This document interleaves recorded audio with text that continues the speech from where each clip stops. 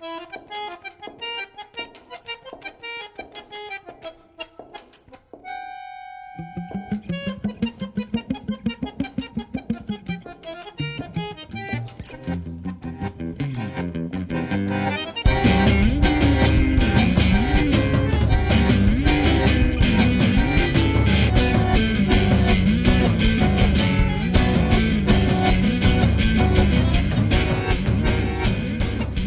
todos y a todas los que nos acompañan hoy a través de estos mecanismos virtuales. El agradecimiento también a nuestros amigos panelistas que una vez más comparecen a nuestro llamado y que van a tener a su cargo animar esta sesión, a Óscar Botinelli y Rafael Sanseviero. Estamos desarrollando la segunda sesión del 49 Foro de Debate de la Fundación Trías, donde quisimos abordar la situación política a través de la observación, primero del gobierno y después de la oposición. Y hoy nos vamos a sumergir en el tema de la oposición o las oposiciones en plural. Los panelistas abordarán el tema, tal vez haya más de una oposición, teniendo en cuenta los clivajes entre izquierda política y social, y dentro de las izquierdas las distintas expresiones, porque muchas veces la oposición solo se reduce a la expresión, si se quiere, más mayoritaria de la izquierda progresista, que es el Frente Amplio, pero hay otras, no tendrán presencia parlamentaria, pero están presentes en el terreno de lo social.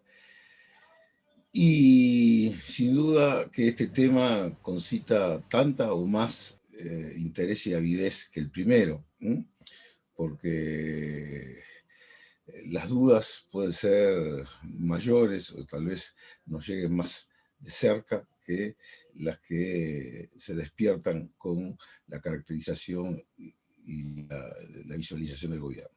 Ustedes saben que nosotros esta vez elegimos como dinámica pedirle a dos compañeros de amplia trayectoria, solvencia, capacidad de observación de los fenómenos políticos y sociales que vieran desde su perspectiva estos dos temas. Y por eso repetimos los paneles, cosa que no es habitual, porque nos parecía que tanto el abordaje de la situación del gobierno como la de la oposición tenía que hacerse a través de los mismos ojos. Yo les voy a contar un poco, o repasar cómo va a ser la dinámica. Va a abrir las exposiciones Óscar Botinelli, después va a complementar Rafael Sanseviero, va a haber un segundo turno de los expositores, y después vamos a abrir el espacio de las preguntas. Las preguntas se van a hacer vía chat, y yo les tengo que pedir que en el chat, cuando son preguntas, ustedes especifiquen con claridad que se trata de una pregunta, ¿no? Que pongan la palabra pregunta y después formulen la pregunta. El chat también puede recoger reacciones, impresiones, comentarios, pero la idea es que no se nos mezclen comentarios con preguntas, porque si no se hace difícil después poderlas transmitir. Hecha esta introducción, yo dejo a Óscar que, bueno, exponga en primer término. Adelante, Óscar. Bueno, buenas noches. Agradecimiento nuevamente a la Fundación Trías. Saludo genérico porque veo muchísimas caras conocidas, algunos que hace tiempo no veía, otros por lo menos que los vi hace 2 semanas acá. Y la otra aclaración es que si a alguien que no haya oído la primera le interesa lo que yo dije, resúmenes que alguno ha hecho por ahí, y lo que dije, bueno, puede ser mera coincidencia. En general, hay resúmenes que dicen lo que el que oyó quiso que yo hubiera dicho.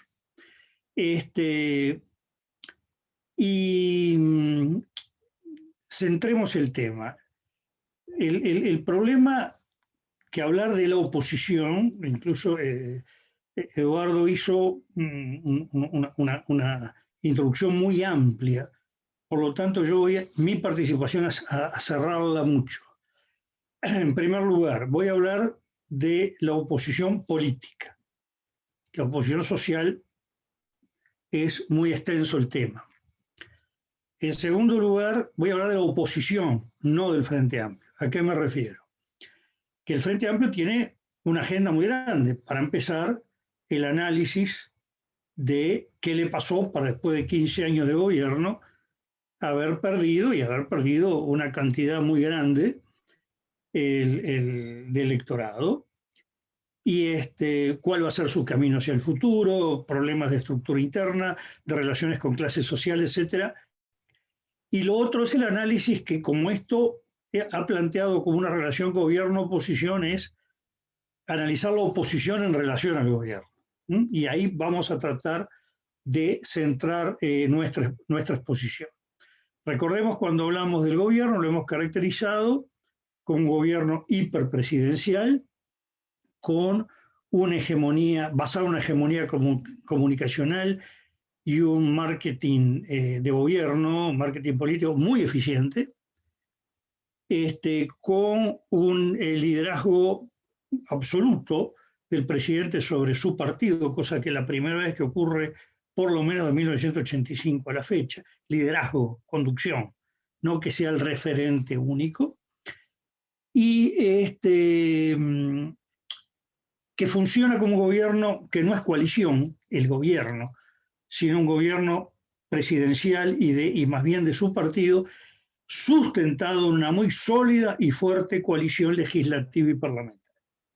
Y yo agregaría, con un presidente que ha demostrado un excelente manejo técnico de los resortes de poder. Este es el encuadre de un gobierno al cual se opone una oposición. Y vamos a hablar sobre todo no de los aspectos tanto, llamémoslo, ideológico, de contenido de gobierno, sino más bien de los juegos de arquitectura de gobierno, de juegos en el sentido de teoría de juegos, no en el sentido lúdico, es decir, cómo juega la oposición respecto al gobierno. Conviene manejar algunas cifras. ¿En qué país estamos plantados? Bueno, analizando desde el punto de vista cuantitativo las elecciones de octubre y noviembre de 2019 y de septiembre de 2020, el diseño grueso es de un país que el 50% votó, se alinea con el oficialismo. El 40% se alinea con la oposición y hay un 10% que podemos llamar intermedio o cambiante, que electoralmente lo podemos ver, votantes del Partido Colorado de Cabildo Abierto en octubre que no votan a la calle Pou en noviembre. Votantes de la coalición que no votan a los partidos de la coalición en las elecciones departamentales, o que votan en blanco al gobierno departamental, más los que votan, en Uruguay están entre el 3 y el 4%, más o menos consistentemente en blanco y anulado. Es decir, tenemos un país de 50, 40 y 10. Esto es un dato importante a tener en cuenta de cómo se está posicionando esto. El segundo elemento numérico, que lo señalo solamente, pues esto sería para hablar más del Frente Amplio, que el Frente Amplio obtiene el 50,5% del electorado en el 2004, y luego, si aplicamos lo que se llama el crecimiento biológico, que se produce de dos maneras, que cada vez menos, pero todavía se fue dando, que la cantidad de electores, de votantes que mueren, es más votantes blancos y colorados que Frente Amplista, por razón de la estructura etaria de los distintos electorados. Y que el Frente, desde que nace, ya nace usufructuando, y hasta que llega al gobierno, de lo que se dice una ventaja en la ruptura de la transmisión intrafamiliar del voto. Es decir, el Uruguay, históricamente, en un hogar blanco se formaban blancos, hogares colorados. A partir del 71 viene que de hogares tradicionales surgen votantes frente amplistas. Si se rompe la reproducción intrafamiliar. si el fenómeno de reproducción intrafamiliar siguiera la misma línea y con la ventaja de aumentar el porcentaje de votantes que seguían vivos, el Frente debió llegar en el 2019 al entorno del 55-56%. Y obtuvo el 39%, agregando Unidad Popular, para hablar de la izquierda, el 40%. Ahí hay, grosso modo, 1 de cada 6 votantes que estuvo en el área de izquierda o Frente Amplista y que no votó al Frente Amplio. Este es un dato que hay que tener en cuenta. Hay cerca de 400.000 personas que tuvieron su nexo con el Frente Amplio y en el 2019 y 2020 estuvieron fuera del Frente Amplio. Casi todo o votando en blanco anulado, pero muy poco porque no se movió demasiado ese universo, o más bien se pasaron a votar a alguno de los otros partidos que confluyeron en lo que se le ha llamado la coalición multicolor. Este es un dato insoslayable también. Si el Frente Amplio no solo tiene problemas de que ha quedado reducido el espacio que llegó a tener a partir del 2004, sino que además tiene un espacio muy grande. La sexta parte es de todo el electorado uruguayo, 400.000 personas. Es en un Frente Amplio que está por debajo del millón, es muchísimo. Ahora bien, planteado esto, el primer tema que observamos tiene algo que ver con lo que dijo Eduardo en su introducción. La existencia de una dispersión de centros de poder. ¿A qué me refiero? No el problema de los problemas internos del Frente Amplio. Me refiero que históricamente, y esto muchas veces no le gusta a los dirigentes de organizaciones sociales, sobre todo de antes, había mucha verticalidad de lo político y lo social.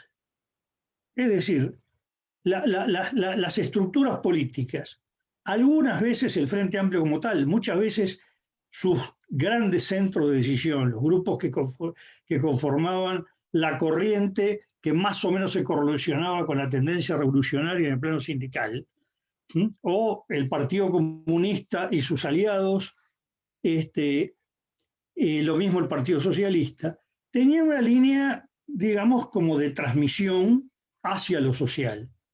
Y el campo social era mucho, el campo sindical, el social en aquel momento estaba muy centrado en lo sindical, sindical laboral, ¿no? Lo estudiantil, que hoy está muy disminuido en relación a la formidable potencia que tuvo anteriormente, sobre todo pre-golpe, y lo universitario, que también fue un campo de gran potencia. Y ahí se veía cómo se reproducía el debate y los juegos de poder, y no había disonancias entre la disonancia era la diferencia de peso de las distintas corrientes en un ámbito que en otro. Ahora, en cambio, se observa, sin reconocer que sigue habiendo este tipo de juegos, y que a veces también las disonancias en parte tienen que ver con diferencias en el peso de una corriente sobre otra en un campo que... Pero hemos observado, el referéndum contra la ley de urgente consideración es un caso claro, cómo no necesariamente había congruencia entre la postura de las dirigencias político-partidarias o la dirigencia del Frente Amplio con los movimientos sociales de peso que estaban impulsando este referéndum. Recordemos que la ley es promulgada el 9 de julio y recién se puede hacer una presentación en la Corte Electoral el 18 de diciembre. Y entre el 17 y el 18 todavía se agregan 2 artículos más en la impugnación, producto de una acción que surge del movimiento social. Entonces, este es un primer tema. No hay una correspondencia absoluta entre la conducción político-partidaria, llamémoslo así, o del campo político-partidaria, con la conducción social y una dispersión de centros de decisión, lo cual crea algunas complicaciones al formular una estrategia opositora. Por otro lado, también es importante marcar que en este tipo de juegos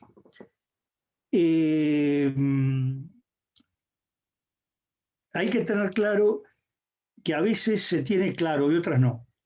Ser oposición sin haber sido gobierno es una lógica, no tiene nada que ver con ser oposición inmediatamente después de ser gobierno. En el primer caso, toda la oposición es confrontar el modelo existente contra un modelo ideal. Y los modelos ideales pueden ser muchos y cada cual tener el suyo. Una oposición post-gobierno es confrontar el modelo presente de gobierno con el modelo anterior de gobierno, o los modelos, como se quiera llamar, pero es 15 años que recién acaban de pasar, además. Y por lo tanto el juego es completamente distinto, porque ya no existe una libertad total para cuestionar lo que se hizo el gobierno. Eso se vio específicamente en la interpelación del Frente Amplio a través de Gonzalo Sibila a la ministra Susana Arbeleche, sobre todo cuando aparece el cuestionamiento a las exoneraciones tributarias, que el discurso del Frente iba más referido a estas exoneraciones tributarias que había dado ahora, sin entrar mucho si se estaba a favor o en contra del concepto global de exoneraciones tributarias, porque resulta que las había aplicado el Frente y reforzados a través de la reforma tributaria. Es decir, que acá genera límites al juego opositor el haber sido gobierno, porque más allá de que hay juegos menores, chicos, lo que sea, y que se puede decir, no, hizo tal cosa, pero lo cierto sí, que hay aspectos conceptuales que el Frente Amplio llevó adelante en el gobierno que o hace un deslinde y un cambio explícito de decir, no, aquello no estuvimos de acuerdo en lo que hicimos, ahora lo vamos a hacer distinto, o queda entrampado en que tiene un balance de lo hecho para confrontar con el modelo actual. Esto limita mucho los juegos de oposición. Quiero aclarar que no es un tema ni del Frente Amplio ni del Uruguay. Toda oposición que en un cambio fuerte que se pueda dar, le pasa exactamente lo mismo. Para empezar, para España, en España era lo mismo el Partido Socialista Obrero Español antes de 1982, enfrentando a Adolfo Suárez y a Leopoldo Calvo Sotelo, que el PSOE 14 años después, cuando va a hacer oposición a José María Aznar después de haber gobernado 14 años. Estoy hablando estrictamente del tema juego, gobierno, oposición.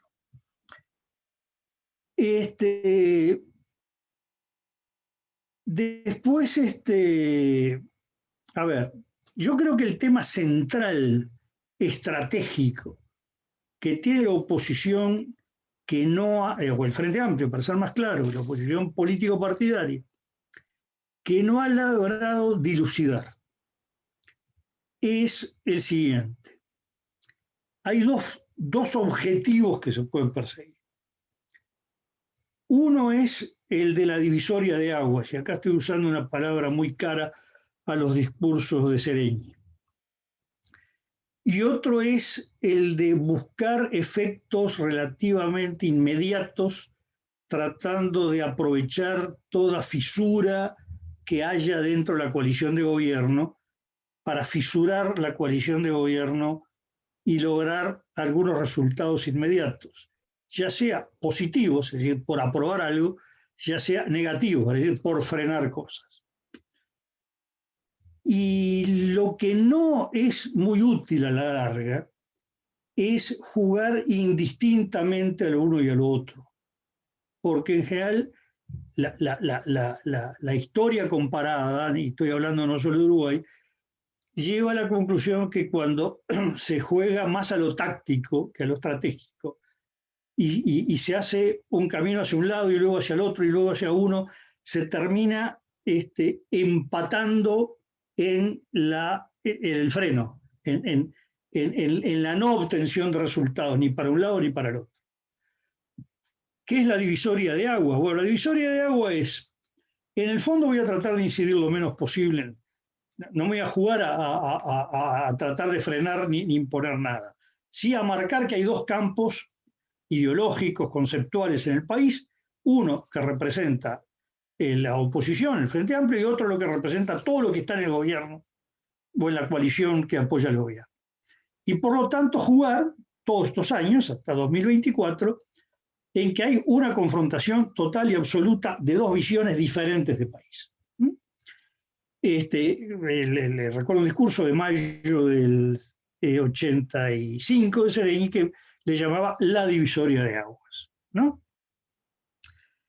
Un poco la idea efectiva del bibloquismo. Acá hay dos bloques y los dos bloques tienen que tener una frontera que se vea a lo lejos sin necesidad de ponerse binoculares. Ese es un camino. Por lo tanto, incluso ayudar a que la coalición se compacte siempre para que quede la línea divisoria siempre trazada. Ese es un camino.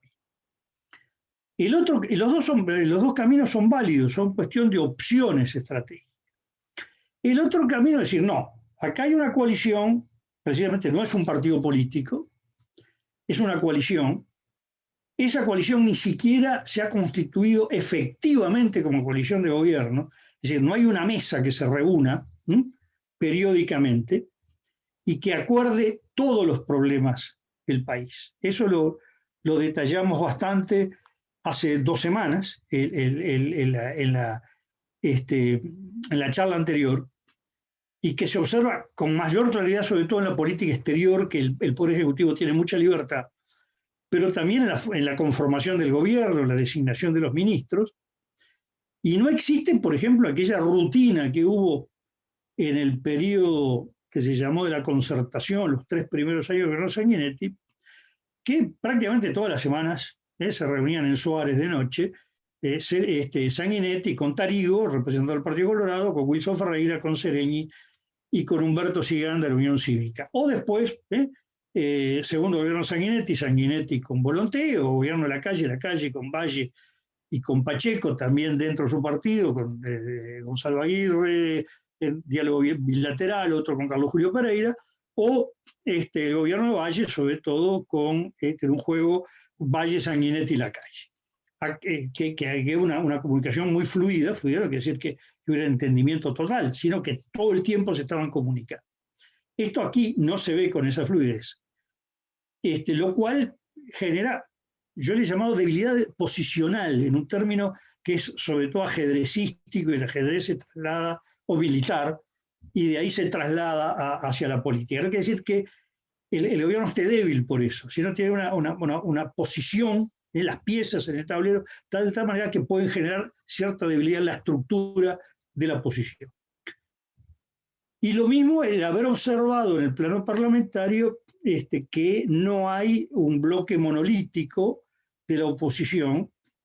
Se vio en la LUC que entre el proyecto que envía el Poder Ejecutivo y el proyecto que se aprueba hay algunos cambios, algunos muy importantes. El proyecto inicial lleva a la desmonopolización de los combustibles, lo que termina saliendo es una cosa muy, muy de entelequia, que es más programática que efectiva, que es el estudio de la paridad de precios de importación.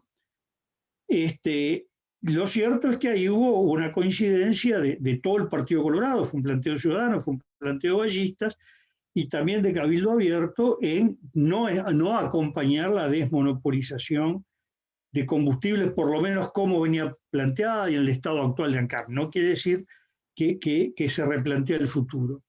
También se saca de la LUC el tema referido básicamente a Internet, a transmisión de datos, que reaparece en la ley de medios, enviado en el proyecto del Poder Ejecutivo. Ahí fue sacado por el propio oficial del gobierno, visto que podía haber dificultades en la coalición, para trasladar el debate a otro ámbito, e incluso para no debilitar la LUC ante la eventualidad de un referéndum.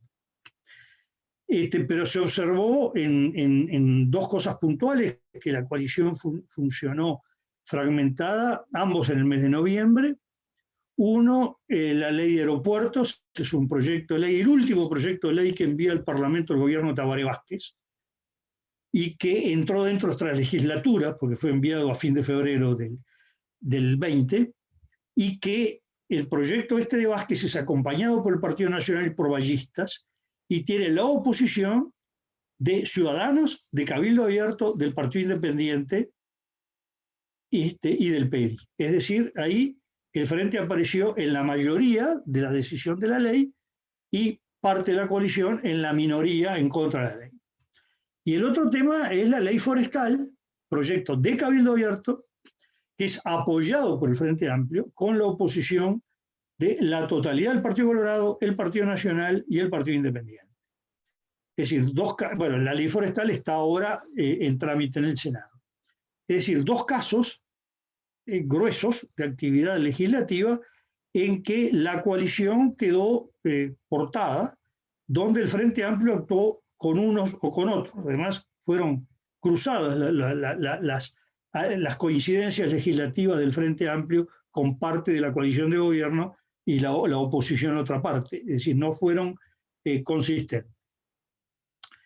Y lo vemos ahora en la ley de medios, que está un poco postergado, incluso se habían dicho que se iba a votar por partes, primero lo que vea coincidencias y luego dos artículos, el de la cantidad de frecuencias y el que tiene que ver con la transmisión de datos, pero que todo lo demás iba a votar. Bueno, esto se postergó ya por 2 semanas consecutivas en la medida que Cabildo Abierto anunció que va a presentar a ese otro conjunto, no a los dos temas que en sí mismos se definieron como de no acuerdo, va a presentar modificaciones que pueden llegar a ser sustantivas. Es decir, que se está encontrando que hay un campo donde la oposición no es una cosa absolutamente monolítica, donde estén la mayoría absoluta de cada una de las cámaras en todos y cada uno de los casos aplicando la mayoría. Puede ser, sí, en la mayor cantidad de casos, pero estamos hablando de que casos que son no insignificantes. Debería haber agregado el presupuesto, donde también el presupuesto, entre el proyecto de presupuesto que envía el Poder Ejecutivo y el que se aprueba en el Parlamento, en muchos campos también hay modificaciones sustantivas, ¿no? Tanto en LUC como en presupuesto, cambios en tema de vivienda, cambios en tema de ordenamiento territorial, caso del presupuesto, cambio de aportes a la Universidad de la República, y después, bueno, un sinfín de cosas, y no las nombro todas, entre otras, pues del presupuesto entiendo poco y nada.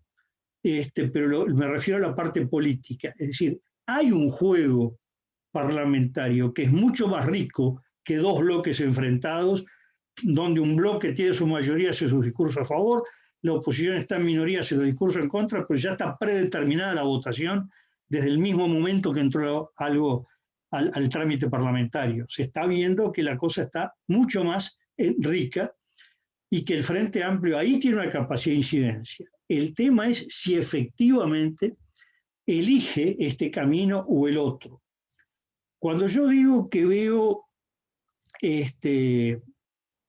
juegos un poco que se va por una estrategia y por la otra, es cuando se ve, por ejemplo, ley forestal o ley de aeropuertos, decir, bueno, si la oposición está fisurada, vamos a tratar de hacer mayoría, cuando la oposición no es compacta.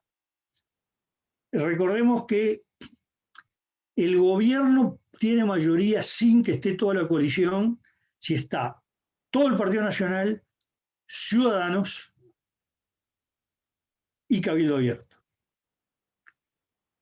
Pero si no está Ciudadanos, si no está Ciudadanos, pero sí vallistas y Cabildo, ya no hay mayoría en la Cámara de Diputados, independientemente de lo que haga el Partido Independiente. Y sin tomar en cuenta que el PERI últimamente ha reforzado la mayoría en la Cámara de Diputados. Es decir, si no está Cabildo y vallistas y Partido Nacional, ya hay problemas con la mayoría. Si no está Ciudadanos, si está Cabildo y vallistas y Partido Nacional, también hay dificultades para la mayoría. Es decir, que ahí hay un juego de piezas, y hablo del Partido Nacional como un bloque porque hasta ahora no ha habido grandes disidencias, en las votaciones, Cabildo también ha actuado en general monolíticamente, y en cambio el Partido Colorado la mayoría de las veces actúa monolíticamente, pero hay muchos casos en que el planteo de Ciudadanos y el de Ballistas no necesariamente coinciden. Acabo de mencionar, por ejemplo, el caso de la ley de aeropuertos, o por ejemplo el desafuero pedido por al senador Marín Ríos, que también Ciudadanos y Ballistas votaron en lados diferentes. Entonces, y hemos visto que a veces hay actitudes del frente que compactan la coalición y que lo que hay que ver es si es producto de la estrategia que está bien que compacte la coalición, pues lo que se quiere es marcar la línea divisoria entre lo uno y lo otro, o si es que se hizo un juego táctico y resulta que se compactó la coalición cuando en realidad el resultado que se buscaba era otro. Ahí me parece que hay un tema que es muy importante tenerlo en cuenta. Y a veces que no tiene que ver necesariamente con cómo jugar gobierno-oposición, sino con salir al cruce de declaraciones. Yo he puesto, por ejemplo, lo hice en unas declaraciones a caras y caretas, como algo que era ayudar al gobierno a compactarlo, la renuncia del ministro de Desarrollo Social. Es decir, la visión que da el Frente Amplio es Bartol fracasó. Bartol fracasó. Lo cual es coherente con el deseo del presidente y del nuevo ministro de Desarrollo Social, que es decir, empezamos de cero. Es decir, no solo consideran que el Frente fracasó, sino también su antecesor. Por eso lo cambia y ahora viene uno de nuevo a no responsabilizarse de lo que pasó antes. Y por otro lado, cuando esta política del nuevo Ministerio de Desarrollo, del nuevo Ministro de Desarrollo Social, está muy en línea lo que se llevó adelante en la Oficina de Planeamiento, ahora en el Ministerio de Transporte, que es un gran ensamble del Gobierno Nacional con las intendencias del interior. Recordemos que de 17 intendencias de lo que es el interior, 15 son del Partido Nacional, solamente Salto y Rivera no son. Y que ese ensamble se quiere realizar en políticas muy proactivas, en resultados que se pueden tener desde el punto de vista partidario. Bueno, resulta que los rechines que había en el Ministerio de Desarrollo Social que fueron muy notorios es que se veía que Bartol no era partidario de ese tipo de política donde lo partidario se priorizaba sobre la gestión global. No estoy hablando que haya sido buena ni mala la gestión de Bartol, estoy hablando de concepciones distintas frente a una concepción más cruda de resultados político-partidarios, a una función que más bien tenía una concepción más globalizadora desde ese punto de vista. Entonces, si la intención era fortalecer a la coalición para crear la divisoria de aguas, perfecto, pero el tema es tener claro. Incluso me deja dudas si esta interpelación doble a Salinas y a Susana Arbeleche ha sido claramente pensada para crear, porque si es así es correcto, la divisoria de aguas, compactando lo que notoriamente ha habido divisiones entre la concepción llevada adelante por el ministro de Salud Pública y la concepción llevada adelante esencialmente en el plano sanitario por la Presidencia de la República y el plano económico por la Presidencia y el Ministerio de Economía.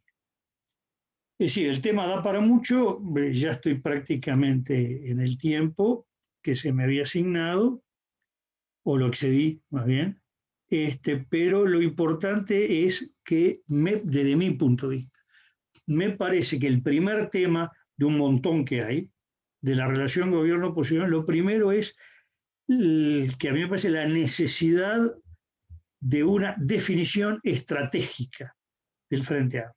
Si va a ir a la estrategia de marcar una línea divisoria fuerte entre gobierno y oposición,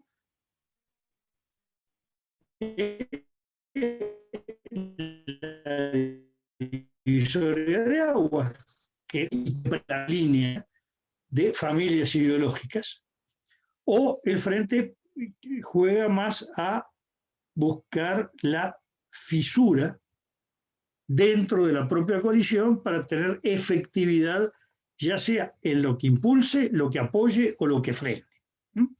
Queda, por supuesto, mucho para hablar incluso de con qué grupos del oficialismo, en qué temas el Frente tiene coincidencias y en cuáles tiene disidencias, porque es muy interesante.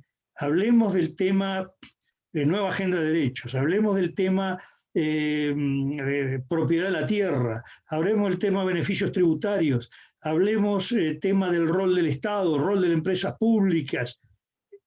Vamos a encontrar que la coincidencia del Frente en un caso es con uno y en otro está en la oposición total, en la mayor distancia. Es decir, no es que hay un grupo que se puede ubicar más cerca del Frente, otro un poquito más lejos y otro más lejos del todo, sino elijamos qué tema y vemos dónde está el degradé, que es muy diferente según el tema que se tome. En uno puede ser más cercano a Ballista, en otros Ciudadanos, en otro aparece Cabildo.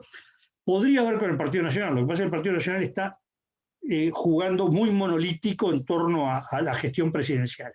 Si este monolitismo se fisurara, también habría ahí sectores dentro del Partido Nacional con los cuales el Frente en un conjunto de temas puede tener más coincidencias que con otros. Por ahora creo que termino, por lo menos después en las preguntas uno podrá ampliar. Y repito, dejo afuera todo un capítulo que da para mucho más de una charla, que es el Frente Amplio en sí mismo, desde el punto de vista de por qué perdió, de con qué sectores sociales se distanció, por qué gente que estuvo con el Frente Amplio lo abandonó, los problemas estructurales del Frente Amplio, estructurales de sectores, estructurales del conjunto del Frente como estructura política, y bueno, incluso diría el tema de las candidaturas presidenciales como un tema separado de lo que es el juego de estructura central del Frente, de estructuras sectoriales, y bueno, y el camino hacia el 2024. Es decir, queda muchísimo que dejo afuera expresamente porque había que centrarse en una sola cosa. Muchas gracias. Bueno, gracias Oscar por esta primera intervención. Antes de darle la palabra a Rafael, hay una información que está en el chat que mandó Raquel. La primera sesión está ya colgada en el canal YouTube de la Fundación y esta va a estar colgada en los próximos días en ese mismo canal para quienes no la vieron o la quieren repetir la visión de este panel. Rafael, ahora... Si me permitís, Eduardo, sí, cómo no. Paso un aviso. Adelante. También está colgada en Factum, en portal.factum.ui. Pasado el aviso. Bueno, pasado el aviso, con mucho gusto lo recibimos, el aviso, y Rafael, ahora te pedimos intervenir en esta primera ronda. Bueno, acepto, Eduardo. Bueno, gracias. Si no sería un problema, si no aceptaras ahora. No, por favor, acá estamos. Sí, yo también me siento muy, muy contento nuevamente de este reencuentro, de escuchar a Oscar, de compartir con la Fundación esta iniciativa y también de ver a tanta gente conocida de antes, de siempre. Yo voy a ir por un lado relativamente diferente al que plantea Oscar. En primer lugar, voy a pensar este tema desde la perspectiva de oposiciones.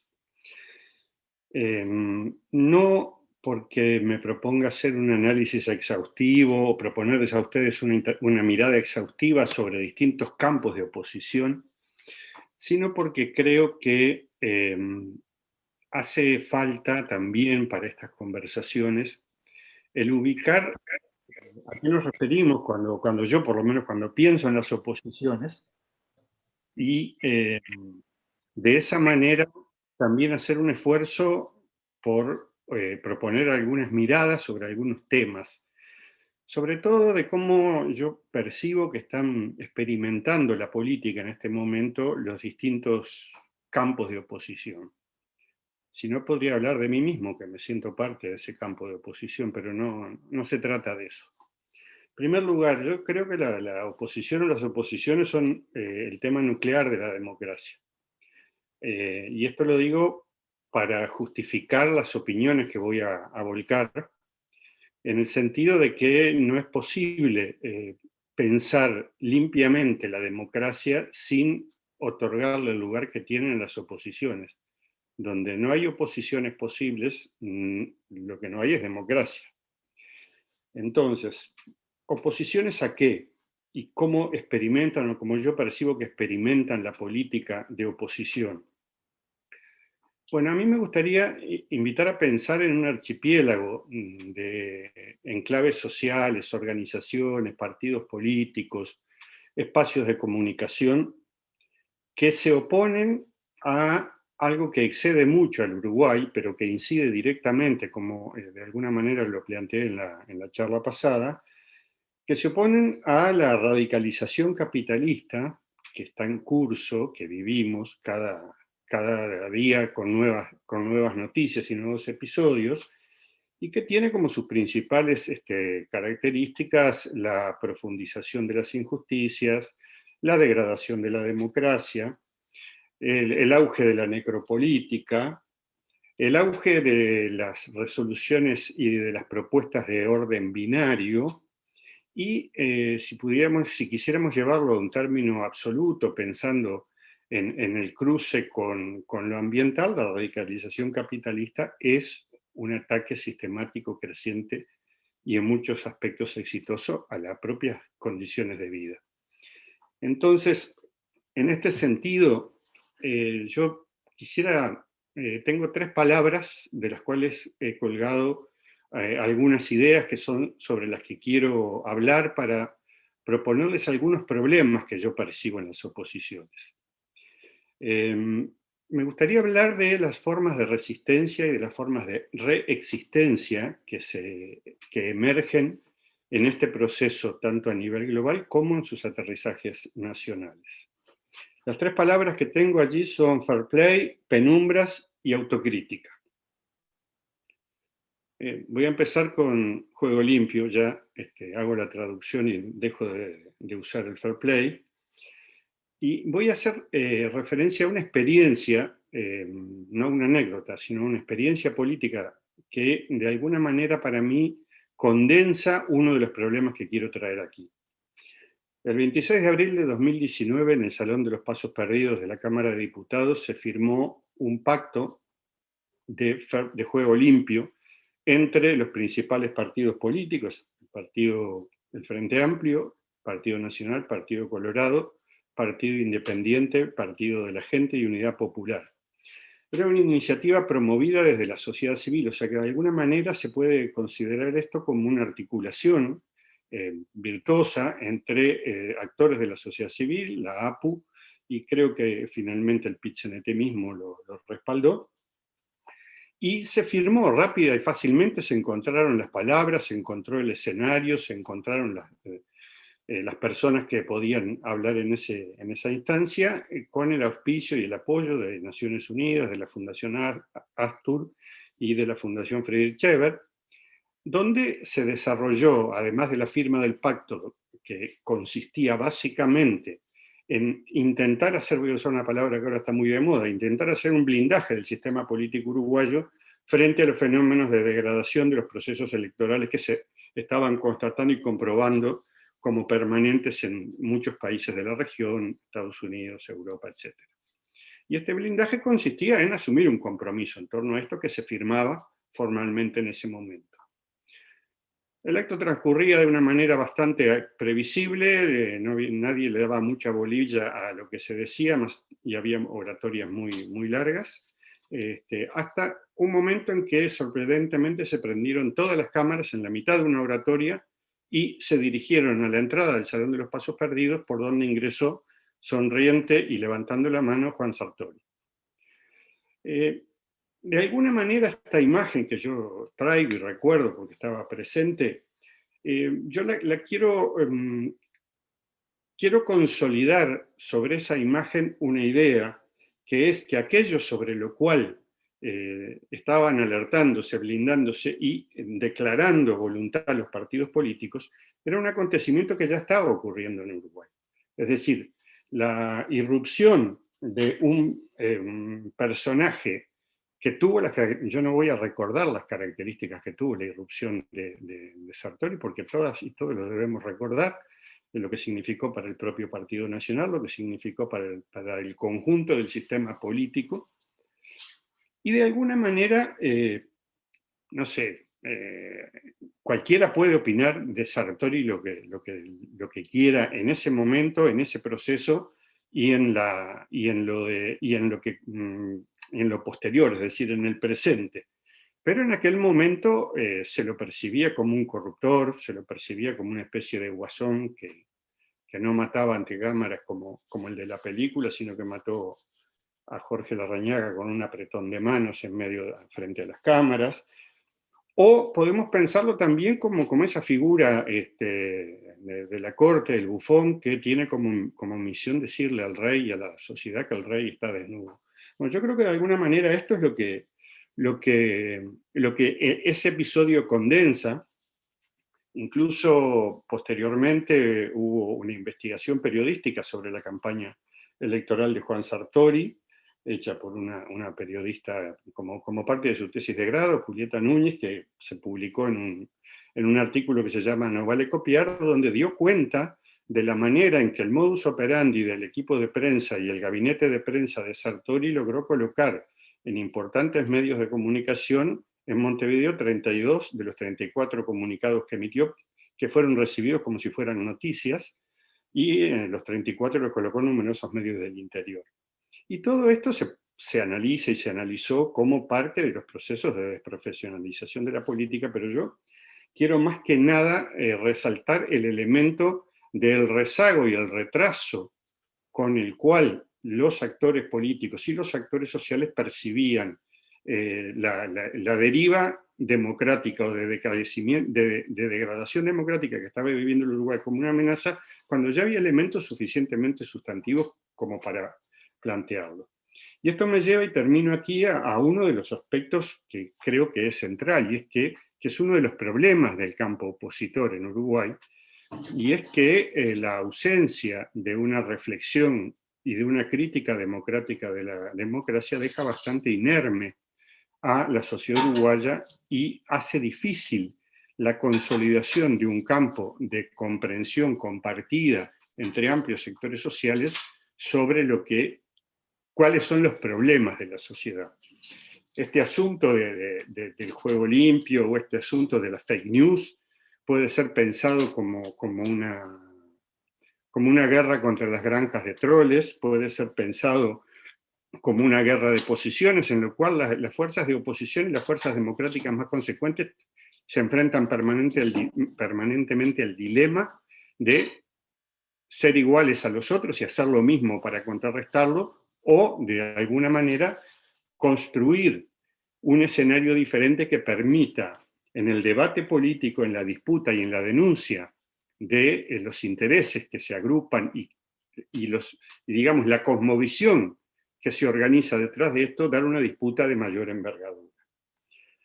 Entonces, este es un primer problema, la ausencia de una crítica democrática de la democracia como un lastre de los últimos 15, 20, 25 años. Yo creo que tiene, y no voy a extenderme sobre esto, tiene que ver también con las condiciones de salida de la dictadura, tiene que ver con un conjunto de fenómenos, con la época en que se produjo la salida de la dictadura. Pero creo que es un elemento que gravita negativamente en el presente.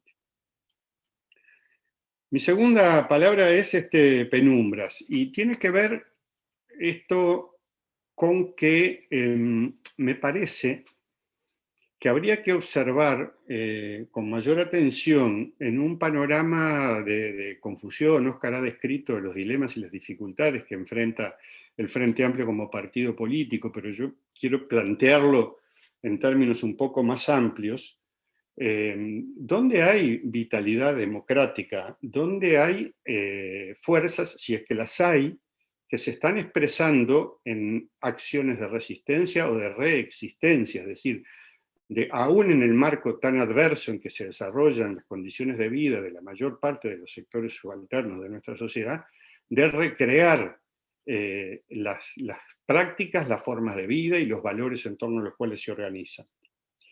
De alguna manera, los sectores más institucionalizados, es decir, los partidos, los sindicatos y una buena parte del ONGismo uruguayo, vivió los últimos 15 años con los focos puestos en los grandes debates y las grandes disputas macropolíticas desde una racionalidad, como corresponde al Uruguay, muy estadocéntrica y muy partidocéntrica.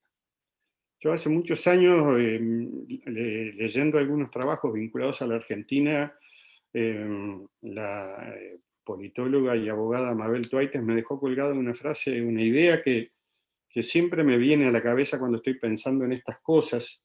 Y ella escribió después de la crisis del 2002 y de la emergencia de las múltiples formas de organización y de autoorganización social, un ensayo que se llamaba La autonomía como búsqueda y el Estado como contradicción, y decía de una manera muy precisa que la política social y la política pública es el resultado de un problema que es promovido desde la sociedad, o que es detectado en la sociedad, pero es promovido socialmente, pero que al convertirse en política pública adquiere la racionalidad, los tiempos y los modos del Estado, y en esa medida se distancia de una realidad que va mutando permanentemente y que se va transformando permanentemente.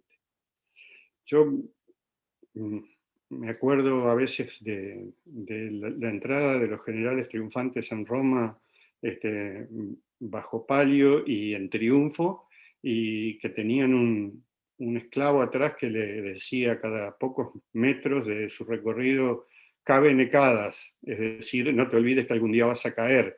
Bueno, yo creo que nuestras políticas públicas deberían, y nuestra gestión de políticas públicas, deberíamos asignarlas con la idea de que por mejor que lo hagas en algún lado la estaremos cagando, porque en realidad, de alguna forma, esa tensión entre la percepción que da origen a la política y el devenir social es algo que necesita otro tipo de política.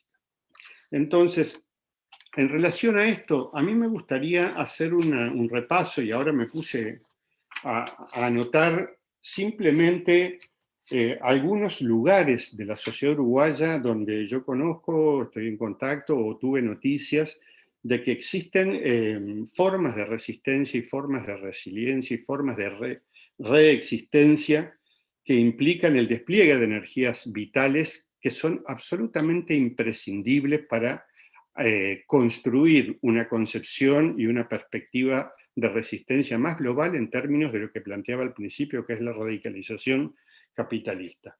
Voy simplemente a nombrarlos, que es obviamente, en este campo, lo primero que a uno le vino a la cabeza son los pilares históricos de los movimientos sociales uruguayos. Sí, el movimiento sindical, el movimiento estudiantil, el movimiento cooperativo, que ha tenido las dificultades y afronta las dificultades hoy por hoy, junto con la Intersocial Feminista y algunos otros del campo político, en torno a la LUC. Pero no me quiero referir a esas peripecias o esas problemáticas, sino que me quiero referir a todo lo otro, a lo que, según me parece, y por eso digo penumbra, quedó y queda habitualmente fuera del foco de observación de quienes piensan la política y sobre todo de quienes piensan la existencia de la sociedad. Digo a la carrera, todas las contaminaciones feministas que sacuden y atraviesan a nuestra sociedad. Las formas de autoorganización populares para el sostenimiento de la vida, ollas, merenderos, organizaciones de consumo, organizaciones de semillas, organizaciones de autodefensa de las mujeres frente a la violencia. Todo el amplio campo de lo ambiental, que va desde las organizaciones que se oponen a determinadas decisiones políticas hasta aquellas otras que enfrentan en el campo transnacional la voracidad de las corporaciones. Todas las acciones de lucha por el territorio, que son permanentes en nuestra sociedad. todo el campo de la lucha por los derechos humanos, en lo que tiene que ver con la memoria, con la justicia, que es un campo permanentemente recreado generacionalmente como pocos otros. Todo el campo de la agroecología, las comunidades autogestionadas a nivel del arte y del pensamiento, formas de defensa del acceso a la información pública y otras expresiones de vigilancia social, las radios comunitarias y otras formas de comunicación alternativa, los pueblos originarios, las luchas contra la xenofobia y por la defensa de los derechos de la transterritorialidad. Débilmente, algunas resistencias a la aporafobia, formas de resistencia contra la violencia de Estado, los cuerpos que se ponen en acción para ocupar el espacio público, los territorios, o encontrarse en antros para expresarse y reunirse de nuevas maneras. Y todo lo que podríamos considerar que está en el campo, en los márgenes. Los locos, todas las luchas de lo trans contra el binarismo, todo el tema de la trata, todo el tema del trabajo sexual, del trabajo doméstico, del trabajo rural. Y seguramente a muchas y muchos de ustedes le pueden surgir muchísimas otras experiencias y expresiones de algo que efectivamente existe y que no entra habitualmente en el foco del análisis político cuando se piensa en el campo o en lo que yo me gusta llamar el archipiélago de la resistencia. Por último, quiero destacar en este asunto dos focos. Uno, los feminismos con toda su potencialidad disruptiva, que tienen la capacidad de disputar en el campo macro, en el campo de la lucha, iba a decir electoral y justamente es en el que no pelean, de la lucha por leyes, por cambios normativos, que han logrado perforar zonas bastante complejas, como es el campo judicial, y también eso que yo llamé al principio contaminación feminista, que es un proceso de progresiva deserción de los sujetos feministas, de los sujetos mujeres, de las lógicas y las racionales donde se realiza la dominación, y que bastantes descolocados nos dejan a los hombres en este proceso en la medida que se desarrolla. Y por último, quiero hacer una mención especial a una experiencia que tiene que ver con la organización política de las personas en situación de calle. Probablemente la mayoría de ustedes conozcan la existencia del NITEP, que es una organización política surgida de una crisis en el marco de la presencia de personas en situación de calle en los espacios de la Facultad de Ciencias Sociales, que no terminó con una lógica expulsiva, sino que terminó con una lógica de repolitización positiva, y que permite que hoy en Uruguay haya algo tan insolente como un grupo de personas en situación de calle que llevan como nombre "Ni todo está perdido", es decir, tienen la insolencia de resignificar su condición, de resignificar simbólicamente y materialmente esa condición que está vinculada a lo pichi, al homeless, al que está en la calle, al que está sucio, y decir, nosotros también pensamos que ni todo está perdido. Yo traje todo esto principalmente como si ustedes quieren, como un inventario de espacios donde se están produciendo acumulaciones de carácter democrático radical, de carácter experimental, y que me parece que es necesario que el campo de oposición política lo piense, lo vea y lo resignifique también. Y termino este núcleo temático diciendo que la oposición política actual, hoy así el Frente Amplio, se ha sentido muy incómodo con la relación con este campo. Principales figuras del Frente Amplio han sentido la necesidad de decir públicamente que el Frente Amplio no es el mandadero de las organizaciones sociales, que es independiente. Cuando este tipo de mensajes se constituyen en mensajes centrales de la fuerza política, se está de alguna manera definiendo un campo posible de comprensión de la realidad y de alianzas políticas, a mi juicio, muy limitado.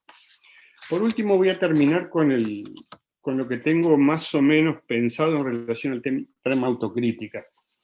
En ese reportaje que le hicieron a Óscar, en el que él mencionaba hace un rato, él hace una reflexión sobre el término autocrítica y su virtualidad, lo vincula a una cuestión más bien relacionada al campo religioso, a la culpa, a la expiación. Y yo creo que efectivamente la autocrítica como acto de fe ancla en una perspectiva teocrática de lo infalible, es decir, el que se autocritica está exponiendo sus culpas para ser castigado. En la tradición a la que yo pertenezco históricamente, la autocrítica, era la condición previa al fusilamiento de los disidentes. Entonces, de alguna manera creo que efectivamente la idea de colocar al frente en la perspectiva de una autocrítica es una trampa. Y es una trampa de poder, es decir, porque el decidir hacer o no hacer la autocrítica no puede ser hacerse una autocrítica, no puede ser sustraído a lo que es los ejercicios de poder reales, porque el Frente Amplio decidió postergar la autocrítica, pero numerosos principales dirigentes salieron a dar sus opiniones públicamente y a construir sentido de crítica a lo que pasaba. Entonces, es una trampa relacionada con actos de poder. Por lo tanto, yo más que pensar en la autocrítica, y por eso lo coloqué como un tema para cuestionarlo, porque creo que es infértil, es dónde colocar el foco. A mí me parece que uno de los problemas es que en este momento donde las democracias, y las democracias, incluso las progresistas, han dado lugar a gobiernos tan abrumadores que provocan espanto, que provocan pavor, que provocan perplejidad y desconcierto en la relación con las sociedades, donde aparecen gobernando en buena parte de los países de América personalidades groseras y toscas, y me parece que no es casualidad que la falta de sutileza y de delicadeza sea el lugar, las figuras hacia las que converge la consolidación de grandes corrientes de opinión antidemocráticos o de capitalismo radical. Pueden pensar en todos: Macri, Bolsonaro, Piñera, Duque, Bukele, y por cierto, Maduro y Ortega, y Lacalle. Es decir, sin negar absolutamente nada, y comparto 100% el análisis de Óscar sobre cómo maneja este proceso de conducción política hasta ahora de la coalición el presidente Lacalle, no deja de ser una figura esencialmente tosca desde el punto de vista de lo que es un fluir democrático. Y ahí está a la vista esa sistemática negativa a aceptar cualquier diálogo con cualquiera que no esté dispuesto a avenirse a su visión, incluyendo los actores de la coalición. Yo creo que frente a esto, el foco no puede estar puesto en la segunda ola. Es decir, las segundas olas que han venido de progresismo en la región, Alberto Fernández, Arce, o si podemos considerar como parte de esa segunda ola, aunque no estoy seguro, todo el enorme despliegue del apruebo en Chile, es decir, el restablecimiento de un sentido político virtuoso, positivo, no fue sin algunos quiebres con algunas tradiciones anteriores. Incluso me animo a preguntar y preguntarme qué quiebres podrán facilitar que Lula se convierta efectivamente en el aglutinador de la oposición a Bolsonaro, porque ese es el núcleo problemático. Entonces, yo quisiera dejar planteado en relación a esto lo siguiente. A mí me parece que nosotros no podemos dejar de mirar hasta qué punto el progresismo, y puedo hablar principalmente de Uruguay, pero no solamente, favoreció la acumulación de poder material y simbólico de los adversarios que terminaron derrotándolo, y que no tienen ningún problema en jugar en el actual marco de decadecimiento democrático hasta el límite que necesiten para lograr sus objetivos. Es decir, ¿dónde se puso, digamos, qué campos de disputa eligió el progresismo mientras gobernaba? Porque para nosotros gobernar es hasta antes de ayer.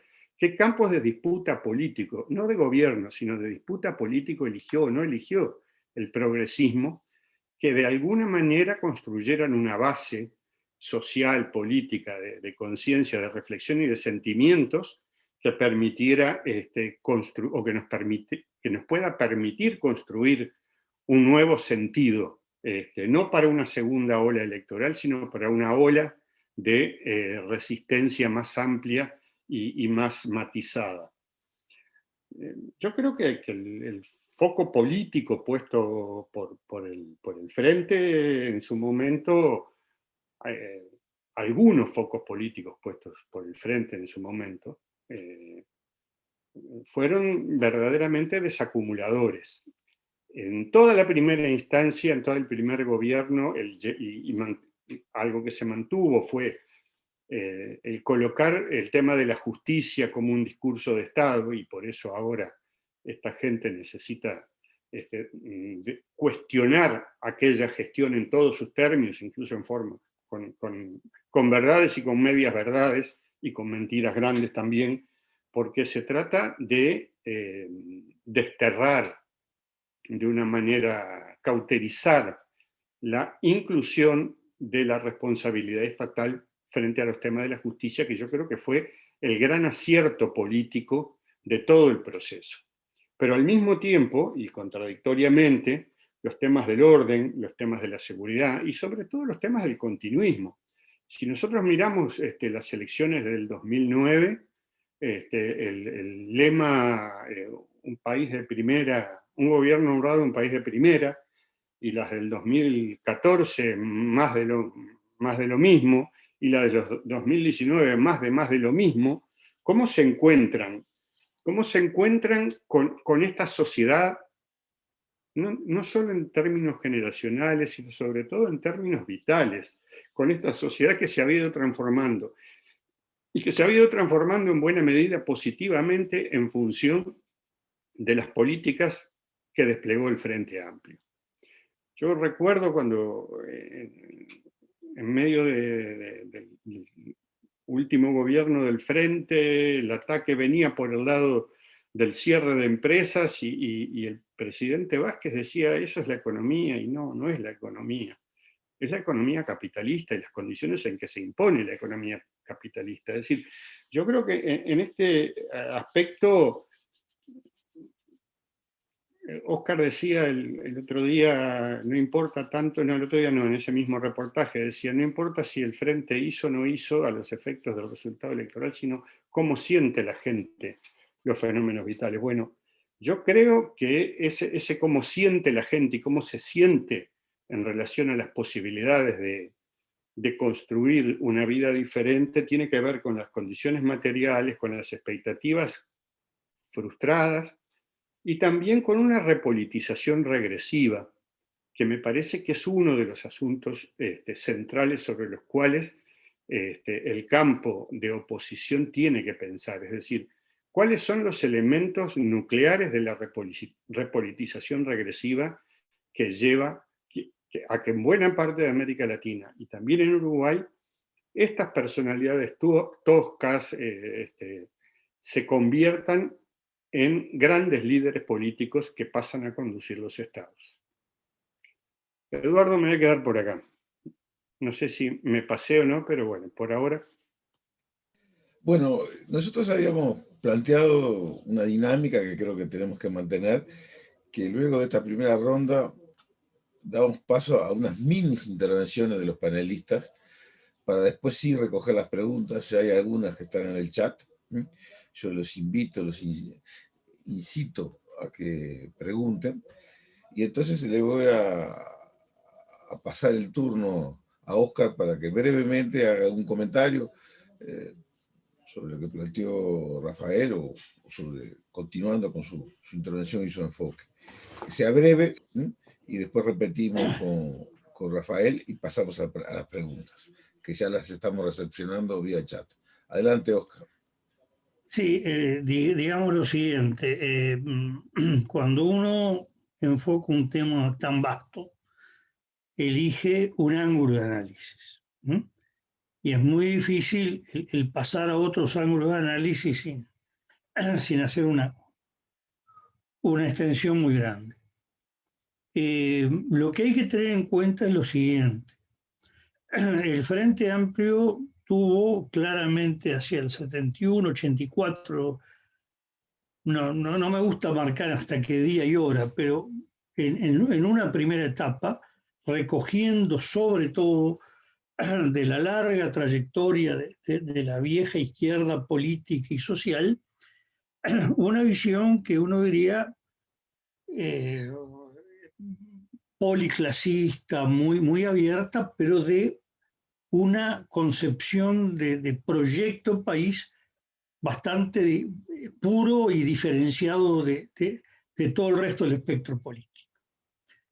Luego, haciendo un proceso que muchos le llaman pragmatismo, palabra que es muy confusa, pero que es que va cambiando y ampliando su discurso, y en esa ampliación va poniendo mucho más lo concreto y lo inmediato que las formulaciones teóricas que uno ve en los discursos, sobre todo en 1971, 84, y todavía algo en el 89.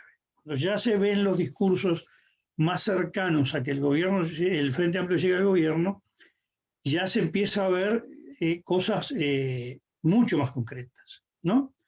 Hasta el punto de vista de que cuando ya se llega a la disputa del tercer gobierno, uno de los primeros puntos es que va a haber tablet para jubilados, por ejemplo, es decir, ya entrando a la propuesta absolutamente concreta para un segmento de población, lo cual no invalida lo uno ni lo otro.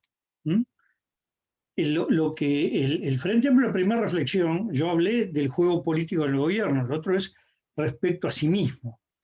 De paso, en relación a la mención que me hizo Rafael sobre mi crítica al concepto de autocrítica, es que lo que considero que la oposición requiere, todo partido lo requiere siempre y toda fuerza social, pero en particular después que se pierde el gobierno, después de 15 años, es análisis. No es ni flagelar. ¿Por qué pasó lo que pasó? Que yo agregaba, porque eso del Frente Amplio perdió 400.000 personas que en algún momento estuvieron en el campo del Frente Amplio. Eso requiere un análisis, que no es solamente me culpa, es qué pasó, qué error hubo o si era inevitable y por qué. Pero también es, bueno, ¿por qué lado se va a ir? Rafael está planteando todo lo que juega en el campo que podemos llamar de organizaciones y estructuras sociales. Ahora, también hay que ver si lo que se está buscando es de parte de las oposiciones, como lo muy bien Rafael. Yo creo que en las oposiciones hay dos tiempos históricos del manejo de las oposiciones, porque mucho de lo que se está planteando en estos campos sociales y el hablar de repolitización en el sentido de una reconstrucción de un discurso ideológico es de un campo que se está proyectando a un tiempo no muy inmediato. Es decir, pequeñas construcciones, pequeñas desde el punto de vista cuantitativo, no lo digo cualitativo, cuantitativo, pequeñas cuanto a la gente que llega, pero que como construcción política, de construcción de una mayoría, es de muy largo plazo.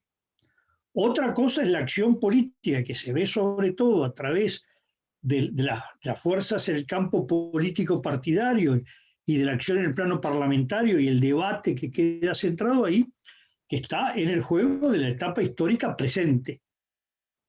Y claramente los públicos a los que se dirige, el conjunto de gente a la que se dirige, es de magnitudes muy diferentes. ¿Mm? El pequeño, como se puede ubicar, bueno, el discurso del Frente Amplio en 1971, ni hablar de la izquierda 1966. Bueno, uno se dirigía al 10% del país. El del Frente Amplio no llegaba al 20%. En cambio, el discurso del Frente Amplio en que se consideran derrota es el 40%. Llegó a un 50% que podía ser más.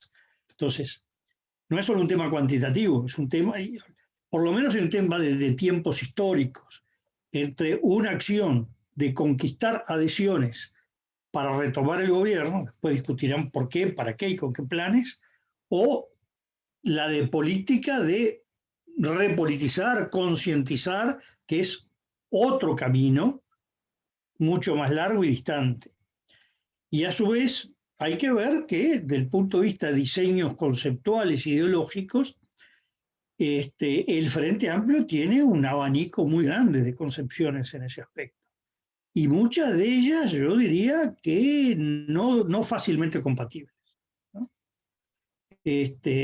Al hablar del capitalismo, radicalización capitalista, también se entronca con la percepción de las inversiones extranjeras, de la importancia de esas inversiones, la facilidad de esas inversiones, y claramente se abre por lo menos un abanico dentro del Frente Amplio. Creo que todas estas cosas es muy importante el tenerlas en cuenta en los análisis, ¿no?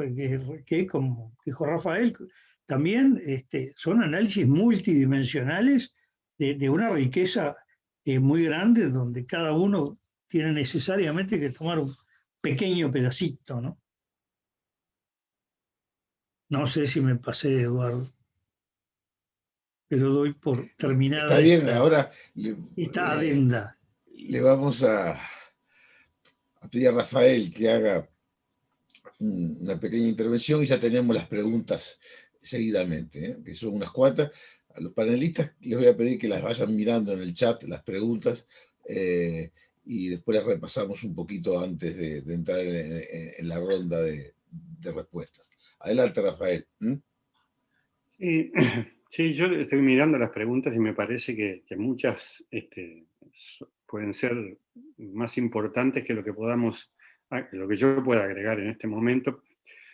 Pero solamente el tema que trae Óscar, que es el de los tiempos históricos, a mí me parece que es verdad que el Frente fue sufriendo o viviendo y protagonizando saltos. Siempre en la base de esos saltos hubo un proceso de acumulación, es decir, de relación con sectores sociales que de alguna manera representaban dinámicas que en su práctica y en sus demandas y en su cultura concreta estaban en consonancia con los objetivos políticos que el Frente sustentaba por sus definiciones, por los partidos que lo integraban, por su propia construcción histórica a partir de 1971 y especialmente después del pasaje por la dictadura. Y me parece que es imprescindible para la disputa electoral, pero para la disputa política, el fijar la mirada y elegir de alguna manera cuáles son y dónde están esas prácticas que van en la misma dirección. Y no estoy tan seguro que esto sea un asunto solamente de construcción de mediano plazo. Y termino con esto, porque no son pocos los países en que las zonas amplias de malestar social, existencial, terminan confluyendo en respuestas autoritarias que degradan la democracia, que degradan los propios partidos. Yo me permito traer el ejemplo de El Salvador. Bukele nace del corazón del farabundo Martí, pero nace de la crisis del farabundo Martí después de haber gobernado y coparticipado en el gobierno y haber agotado absolutamente su sus expectativas, las expectativas sociales y su vínculo con la sociedad salvadoreña. Es decir, y si nos ponemos a mirar Chile, evidentemente, salvo por el hecho de que Piñera se coloca por encima del mundo y dice esta es la crisis de los partidos, y parece que él no tuviera nada que ver y no fuera el conductor del Estado y el responsable político directo de más de 400 personas mutiladas y un número importantísimo de muertos, en realidad la bofetada que la integración de la constituyente le da al sistema de partidos, inclusive a las expresiones más renovadas y más novedosas de los partidos que surgen en las izquierdas, de la crisis de la vieja izquierda concertacionista, está diciendo que hay una fuerza democrática instituyente en nuestras sociedades, que tiende a expresarse políticamente, por suerte. Pero sobre eso hace falta análisis, efectivamente, como dice Oscar, hace falta análisis. Y me parece que hace falta un análisis muy urgente. Solo esto quería agregar. Bueno, tenemos una serie de preguntas y a los panelistas. ¿Ustedes las siguieron en el chat o hay que leerlas? ¿Qué prefieren? Yo tengo contabilizado. No, yo prefiero que tú resumas, porque estuve viendo el chat y son muchas largas. Perfecto. Bueno, hay una pregunta agrupando algunas incluso, ¿no? Hay una pregunta destinada a ti, Oscar, que tiene que ver con la última encuesta de Factum sobre opinión pública y gestión de la pandemia. ¿Cómo eso incide en el gobierno y la oposición? Hay otra que se refiere a un poco la composición social de quienes están dispuestos a firmar contra la LUC. Hay otra que se centra en el tema de que hay una mayoritaria participación de jóvenes en las oposiciones que describía Rafael, más que en los partidos políticos. Hay otra pregunta que formula David Rabinovich. ¿Qué pasó con los votos prestados si consideramos que la izquierda y la derecha son porcentajes chicos en la sociedad y hay grandes fluctuaciones? ¿Cómo las fluctuaciones inciden? Esas son las preguntas que yo rescato, se las traslado a ustedes y bueno, en la media hora que tenemos, ustedes se desenvuelven tratando de responderlas. Así que, no sé, ¿empezás tú, Oscar? Bueno, a ver, la gestión de la pandemia. Dejemos de lado algún titular que, como pasa siempre con los titulares, desbalancea para el lado del que titula. Lo importante de la pandemia es el siguiente.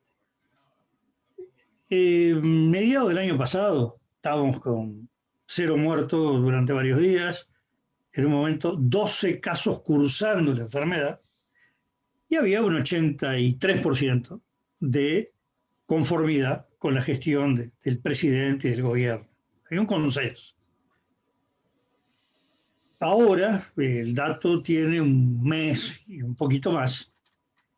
Nos daba, no estoy dando la cifra exacta, porque ahora de memoria no me acuerdo, pero más o menos 50% de aprobación y en aquel momento 83 de aprobación y 15 de desaprobación. 2 de no opina. Y ahora da algo así como 50-49. Bueno, ¿qué es lo que ocurre? Bueno, primero, se pasó del momento ideal a el peor momento. Y se pasó de una cierta consensualidad, recién se estaba tenuemente saliendo de aquel gran confinamiento, autoconfinamiento, no entro en la discusión, a un momento de una división tajante entre dos grandes visiones. La de, cortar la movilidad, el lockdown, los términos que se usa en Europa, a la libertad responsable, como se le ha llamado. Bueno, son dos visiones antitéticas.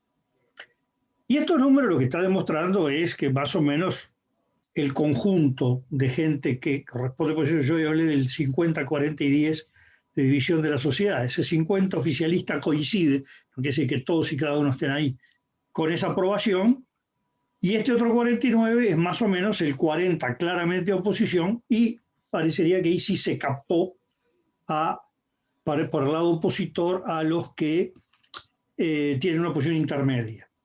Uno diría casi la reproducción del balotaje, la forma en que se nucleó esto. Y por lo tanto hay visiones opuestas, que tienen que ver con realidades o tienen que ver con lo discursivo y cómo llega la gente. Sobre la pandemia creo que lo que hay que ver es esto. Ahora, claramente estamos en una sociedad de poco diálogo entre dos posturas enfrentadas. Después, sobre composición social de los firmantes, la respuesta muy simple, no tengo estudios de cómo es esa composición social.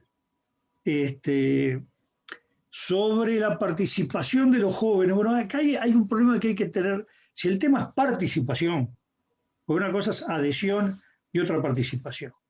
La participación tiene que ver con el activismo político y con la movilización. Lo que se ha visto últimamente, y estamos hablando aún en los periodos de la pandemia light, en el periodo que habíamos aflojado el confinamiento y todavía no nos había venido la oleada, es que hay algunos colectivos o temas, como se quiera llamar, que han demostrado en los últimos tiempos una gran capacidad movilizatoria. Temas de género, temas de equidad, temas de diversidad, temas de derechos humanos, han demostrado una capacidad muy alta de movilización. Eso no quiere decir que tengan una convocatoria cuantitativa equivalente a su capacidad de convocatoria. Y lo que se observa es que la participación, que no quiere decir la adhesión, está volcándose aparentemente más o hacia las organizaciones sociales o a grupos políticos con mucha presencia en esas organizaciones sociales. Ahí conviene hacer una distinción tan tajante, porque hay muchos sectores políticos y actividades sociales que son las mismas personas, digamos, para decirlo de alguna manera.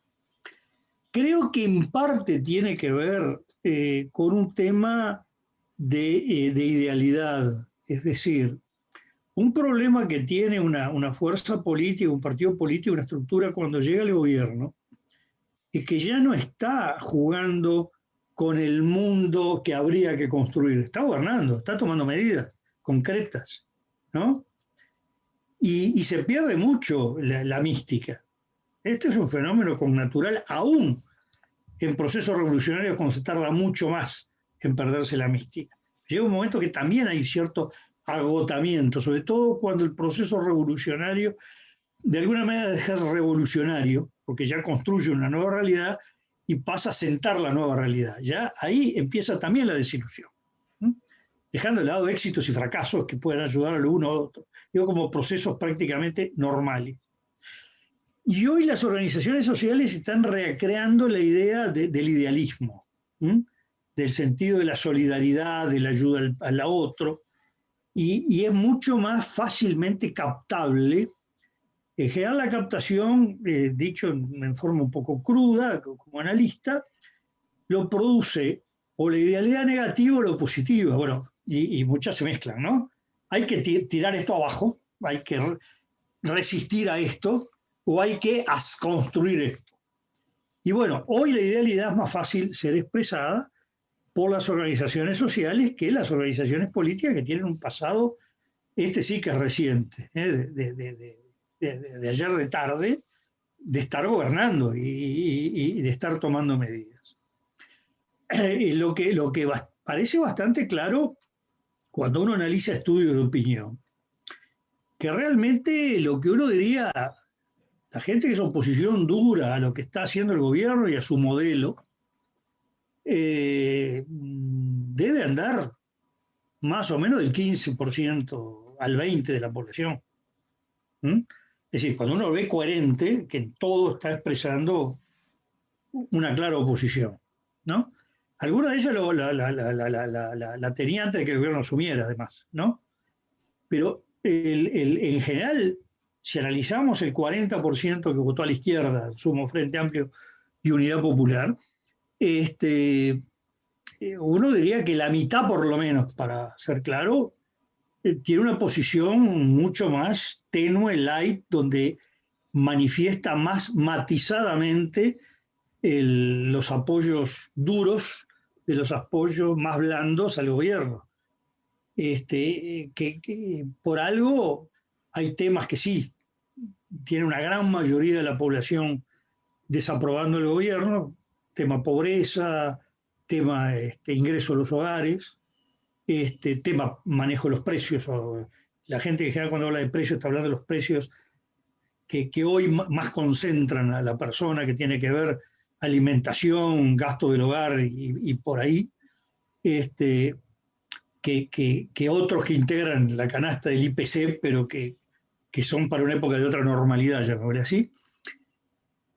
Y ahí sí, por supuesto, es mayor, pero se ve que hay otras posturas que son más light respecto al gobierno, o de desaprobación un poco más tibia.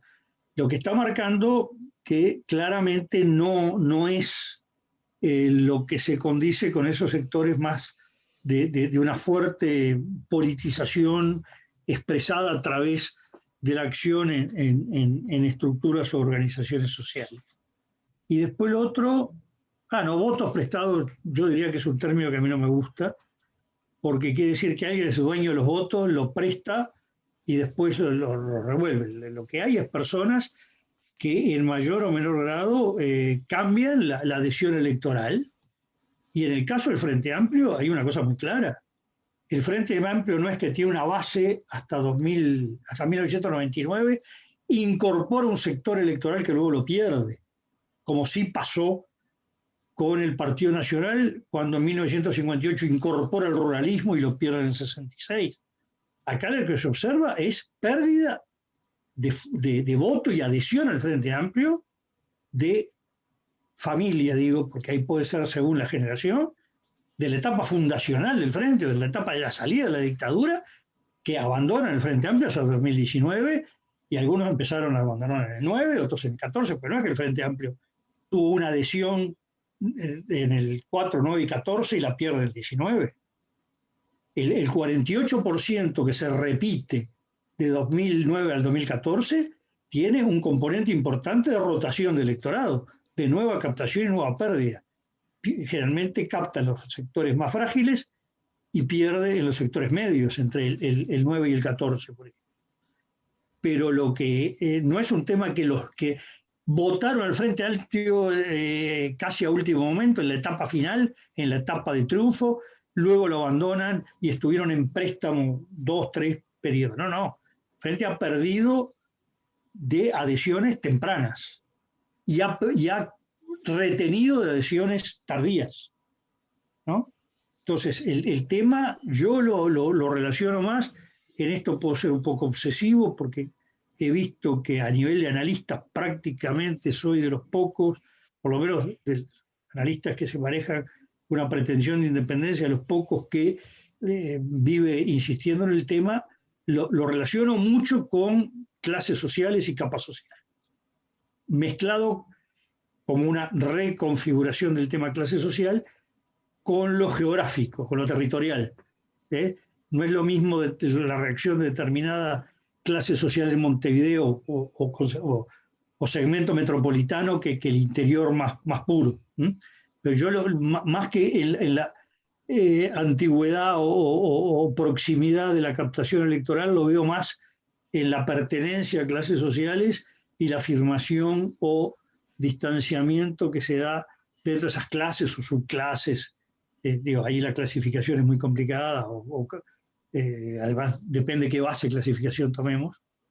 Yo tomo un poco las neo-weberianas germano-italianas que están en uso en los últimos 20, 25 años, y hay que ver esa configuración.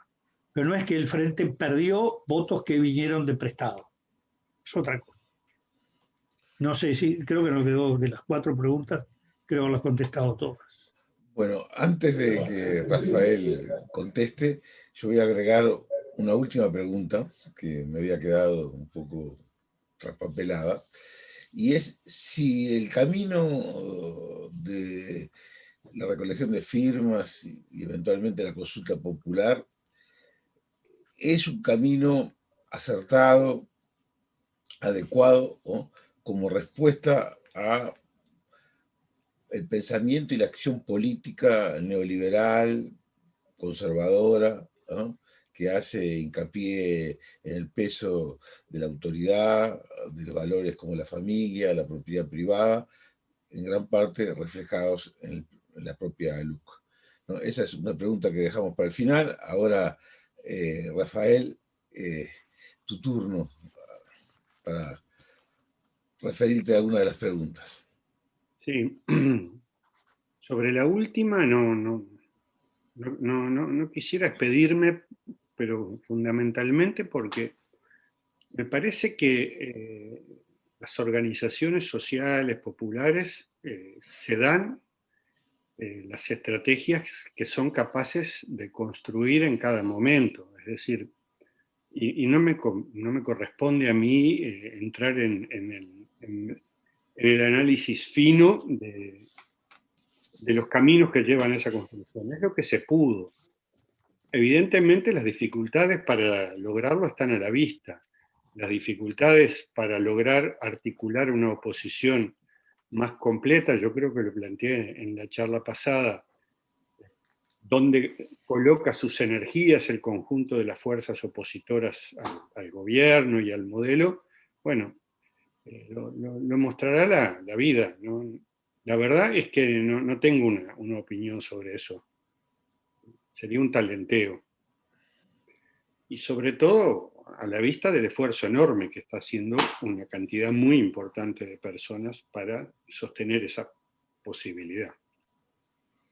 En cuanto a, bueno, los temas que Oscar no puede contestar, menos los puedo contestar yo, ¿no? Evidentemente. Y no me lo voy a proponer, especialmente los que tienen que ver con opinión pública, pero me parece que de lo que él planteaba en esta última intervención hay algo que a mí me resulta interesante para traerlo, y es ese carácter, nadie es dueño de los votos, y me parece que está muy bien pensar la política como algo fluido,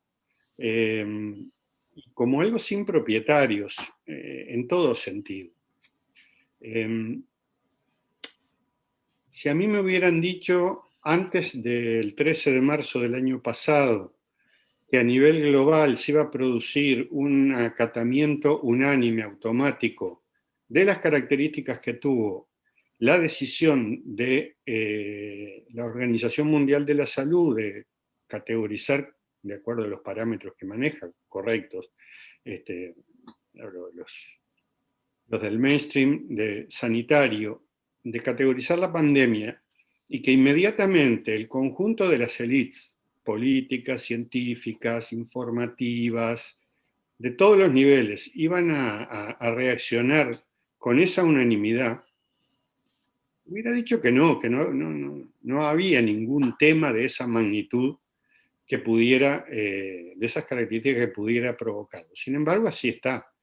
Y así estamos instalados ya no solo en una pandemia, sino en una categoría que es la nueva normalidad, que contiene un conjunto de elementos de orden político, de orden jurídico, de orden emocional, de orden vivencial para las personas que todavía, sus efectos todavía estamos por imaginarlos. No sé si podremos imaginarlos desde este presente.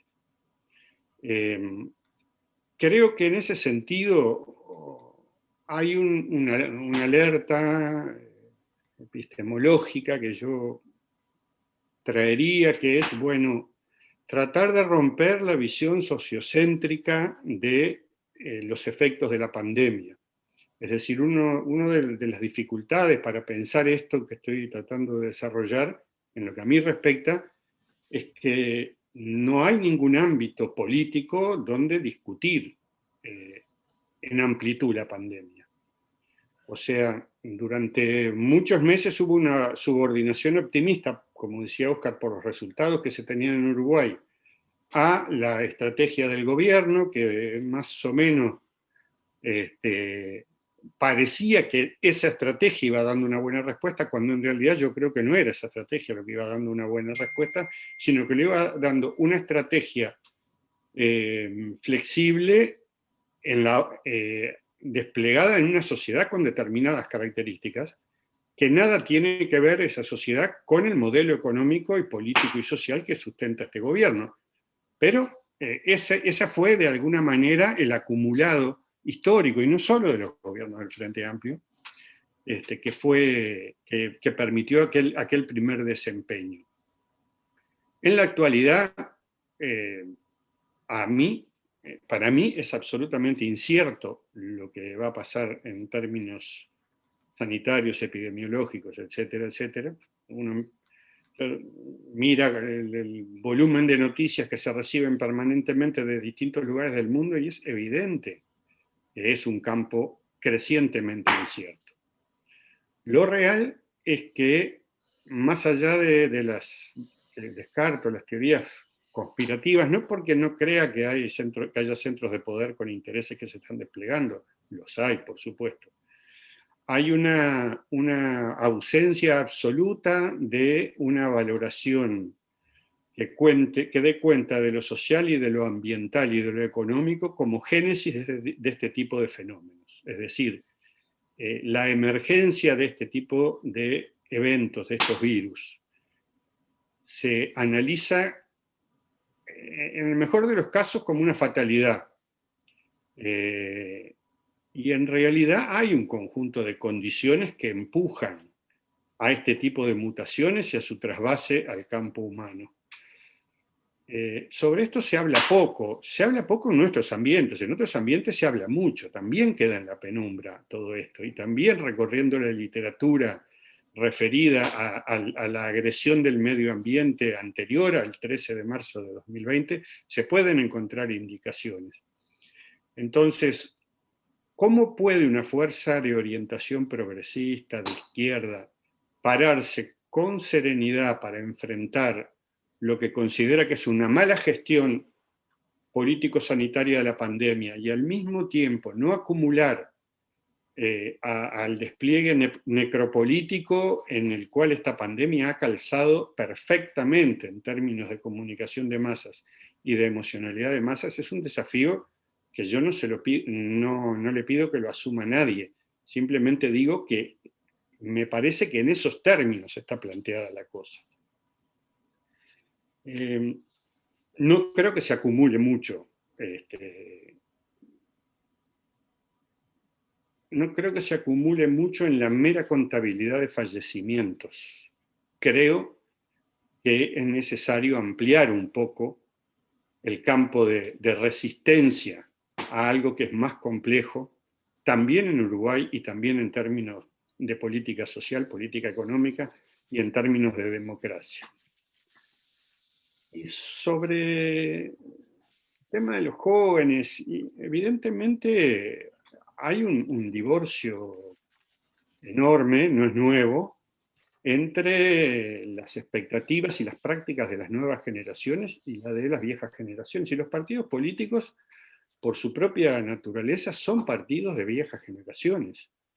Es decir, no por la edad de sus integrantes, sino por el tipo de estructuras y de concepciones a las que responden. Incluso el movimiento sindical, en la época actual, yo diría que es un movimiento que está cuestionado desde el pasado y desde el futuro, en cuanto a que su pertinencia en un mundo donde las condiciones de trabajo van cambiando, y la pertinencia de un movimiento sindical ejemplar como el uruguayo, y cuando digo ejemplar me refiero en primer lugar en la construcción de una práctica policlasista, de unidad, de debate.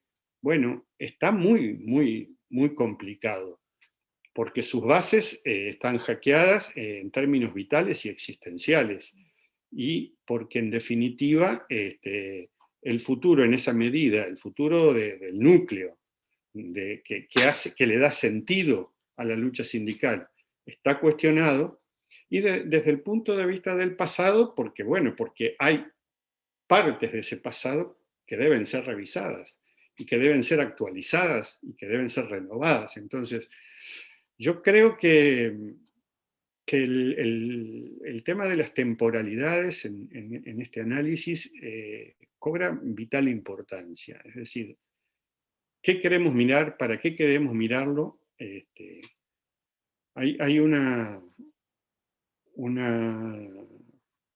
pensadora, bióloga feminista, Donna Haraway, que dice, tenemos que pensar, debemos pensar. Y yo empezaría todos nuestros encuentros y reuniones preguntándonos con sinceridad y a fondo, ¿tenemos que luchar?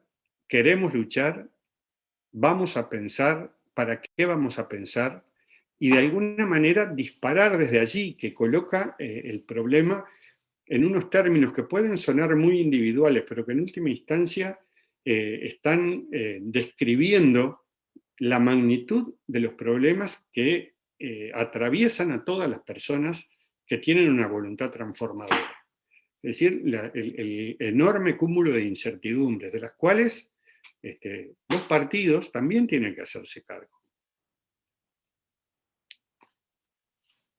Bueno, Óscar, no sé, porque la pregunta última, ya que tengo después que tú hablaste, si quieres expresar Sí, algo sobre ella. Sí, te diría varias cosas. La primera,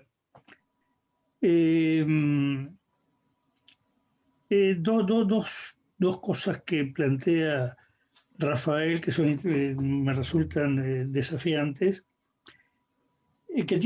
o un complemento al tema de los votos prestados. En realidad, lo que se está observando en el mundo, cuando digo el mundo me refiero a países de lo que se llama, como comodidad de trabajo, democracias de partidos, que básicamente es Europa Occidental y algunas otras partes del mundo, yo que sé, Japón, Australia, Nueva Zelanda, Uruguay, en cierto modo Argentina, lo fue Chile, México, lo fue Colombia, es decir, lo fue Costa Rica, que se produce desde más o menos 30 y pico de años, desde fines de los 70, de 80 a hoy, la caída en distintos lados, en distintos momentos, de las pertenencias partidarias.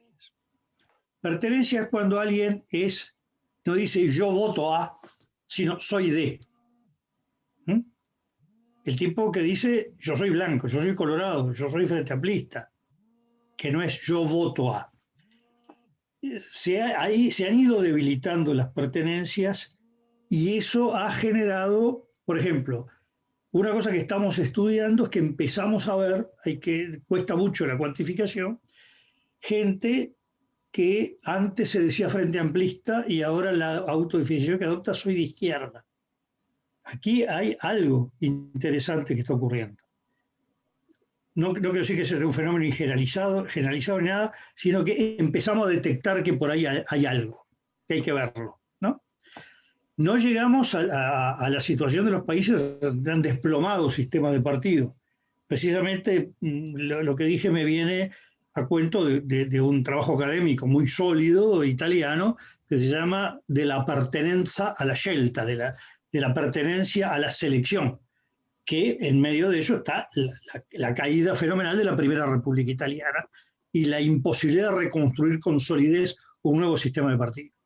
Uruguay sigue siendo todavía el país o uno de los países con mayores pertenencias en el mundo, pero empieza a haber fisuras o debilidades, y eso es un tema que se relaciona poco con lo que planteaba Rafael.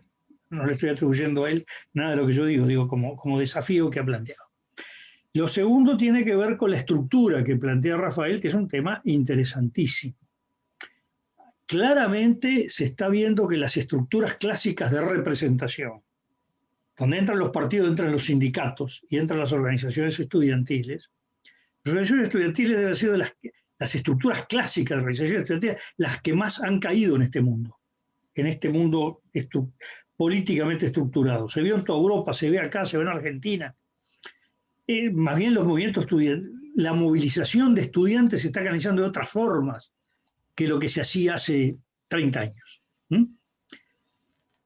Y aquí es un campo donde hay mucho debate y debate teórico y no hay respuesta. Fue muy interesante ver el movimiento Cinque Stelle en Italia, que fue el primer partido 100% digital en el mundo, con plebiscitos digitales, conexión digital, y bueno, no ha resistido el llegar al gobierno y ya está en un proceso de fractura muy grande. Llegó a ser el primer partido de Italia en 2018 con el 33% de los votos. No se ha destruido, está en el 16, 18% de la intención de voto, ha perdido más o menos la mitad de los parlamentarios, pero ya la experiencia digital, es decir, el pasar a ser, estoy tomando una sola cosa, que es la forma de la digitalización, como forma de participación amplia, abierta y con cierto grado de espontaneidad, no ha cuajado del todo. Y ya empieza a verse que el ala más oficial está empezando, bueno, se alquiló una sede a pocos pasos de la Cámara de Diputados, se va a poner una sede en cada una de las 20 capitales regionales. Bueno, 3 años más es un partido igual a los antiguos, a los analógicos, ¿no? Es decir, acá hay un tema que hay nuevas formas de participación que no se han encontrado, cómo canalizarlas en grandes números, cómo se transforman. Había el otro día en La Vanguardia un artículo muy interesante sobre partidos políticos y hablaba de los partidos analógicos, ¿no? Es decir, partidos que surgen de la cultura analógica. Ese es un gran desafío. Bueno, y la LUC, el tema es el siguiente. Para mí el éxito o el fracaso está medido en cuál es el objetivo que alguien se planteó. Sobre el objetivo cuantitativo de la LUC, estamos a 10 de junio, si me dan 30 días, les contesto. El 10 de julio le digo cómo fue. Y no me equivoco. El tema es, algunos se han planteado con la LUC, más bien del lado de algunos movimientos, organizaciones o grupos sociales, objetivos que uno definía cualitativos. Bueno, es probable que ahí algunos objetivos cualitativos los obtengas. Por ejemplo, lo que hablaba Rafael cuando decía la repolitización o reconcientización. Bueno, hay que ver, puede ser o no, eso es un tema para evaluar después. Ahora, el cuantitativo lo que ha demostrado que como jugada política global puede terminar en un gran éxito si el 10 de julio se llega a las 720.000 firmas, es decir, 690.000 números redondos, firmas limpias, sin duplicaciones, etcétera, se pega en el palo, lo cual no sería un fracaso, o queda con una distancia. Y bueno, el tema es que cuando se emprende un camino desafiante, que tiene un resultado que se mide en números y no se alcanza, se retrocede casilleros, ¿no? Es como cuando uno en el juego le dicen vuelvo al principio o retroceda 5 casilleros. Entonces, pero ahí depende del objetivo que se haya plantado cada uno y el sentido, porque realmente haberse planteado como objetivo una ley que no tiene un punto concreto del que agarrarse, no es la ley de caducidad, no es la de empresas públicas cuyo centro era Antel, no fue la siguiente de Antel, no fue la de ANCAP, sino que eran muchos temas, muchos de ellos de difícil comunicación, temas más abstractos que refería a visiones de país y de derechos, que no se decía, mire, esto se traduce así, ¿no? Se hace un dibujito y se entendió, sino que requiere toda una explicación. Otros eran muy entendibles para nichos específicos, caso el tema de la estructura de la organización de ANEP. Yo citaba el ejemplo de que te puedo dar fe, de gente que va a recoger firmas. No, porque esto elimina la participación de docentes. ¿Cómo van a decir que elimina participación? Yo lo vi ayer en televisión al representante docente del CODICEN hablando. No, pero no era el CODICEN, era en el nivel más abajo, primaria, secundaria, UTU y formación docente. Bueno, ya es una explicación que fuera del sector, que no es pequeño, por supuesto, pero que entiende de qué se está hablando, el nivel de explicación y qué importancia tiene, si es grave o no es grave, o tanto da, es un esfuerzo muy grande. Entonces, uno de los problemas de la LUC era la dificultad de conseguir bueno, uno diría en términos propaganditos un eslogan, es decir, un concepto, porque el tema no es la frase, es el concepto, que en sí mismo, urbi orbi, aglutinara, incluso a favor y en contra, como fueron sí los referéndums centrales que hubo desde 1989 a la fecha. Entonces, ahí me parece que hay uno de los problemas. No descarto que haya objetivos cualitativos que se cumplan de parte de ciertos sectores sociales que vieron esto como una forma de profundizar su mensaje o su participación o su penetración, ¿no? Bueno, muchas gracias, Óscar. Vamos a ir cerrando la actividad con el agradecimiento para todos los que la siguieron y un especial reconocimiento a Rafael y Óscar, que realmente hicieron aportes de mucha valía. Yo creo que la grabación que va a quedar en los canales de YouTube va a ser importante para poder rever esta instancia y para compartirla y participar de ella a quienes no pudieron estar hoy. Así que invitándolos a que nos sigan acompañando en las actividades de la Fundación, yo les digo muchas gracias y hasta una próxima.